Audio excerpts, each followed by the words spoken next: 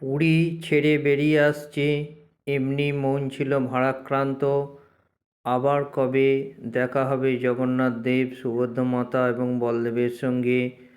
এই ভেবে মন যখন অস্থির ছিল, তখনই চোখে পড়ল এই পঞ্চলিঙ্গেশ্বরের কাছে এই প্রাকৃতিক দৃশ্য। তাই একটু ছোট্ট ভিডিও করলাম আপনাদের দেখাবো বলে। কি অসাধারণ প্রাকৃতিক দৃশ্য দেখুন। প্রকৃতি এখানে যেন দু হাতে উজাড় করে দিয়েছে তার ভালোবাসা। গাছপালা, ছোট ছোট টিলার মতো পাহাড়, খুবই সুন্দর লাগলো। চলুন পুরো দৃশ্যটা দেখা যাক।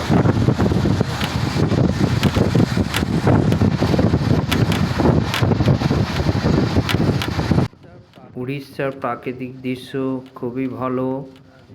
চলুন পুরোপুরি প্রাকৃতিক দৃশ্যটা উপভোগ করা যাক।